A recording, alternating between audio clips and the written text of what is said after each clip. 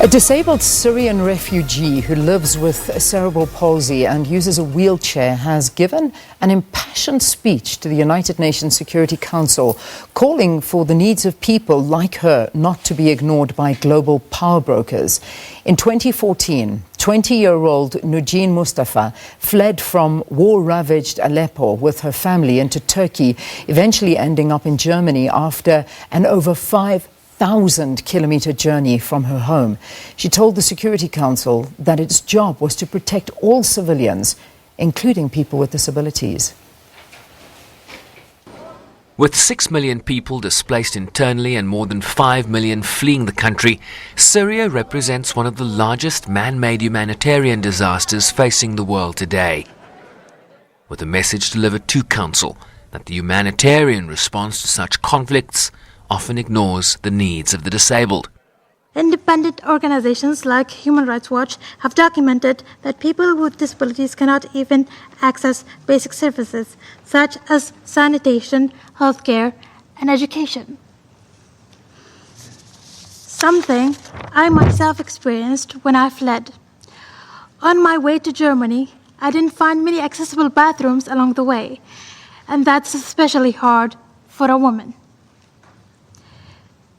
There is very little data on how many people with disabilities live in Syria or have fled to neighboring countries and what our needs are. And without this data, the programs and policies just don't meet our needs. We are invisible. After fleeing into southern Turkey, literally carried by her family, a 16-year-old Mustafa and her sister undertook a dangerous journey onto Germany, while their parents remained behind. In total, a grueling 16-month trek by foot, bus, plane and boat, crossing the Mediterranean Sea to Greece, then northward onto Macedonia, Serbia, Hungary, until they eventually reached Germany, most of it in a steel wheelchair that she received in Turkey. You need to address the needs of people with disabilities, particularly women. She urged the Council to involve people with disabilities in the planning of aid responses. This should not be just another meeting where we make grand statements and then move on to the next item on your agenda. You can and should do more to ensure that people with disabilities are included in all aspects of your work.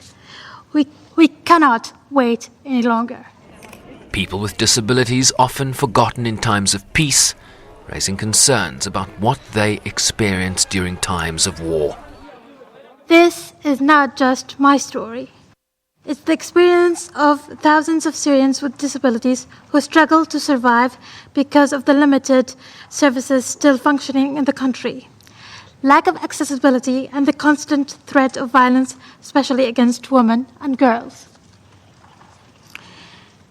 And if you got a disability as a result of the conflict, which, according to UNICEF, accounts for 1.5 million people still living in Syria, you now face stigma and exclusion within your community.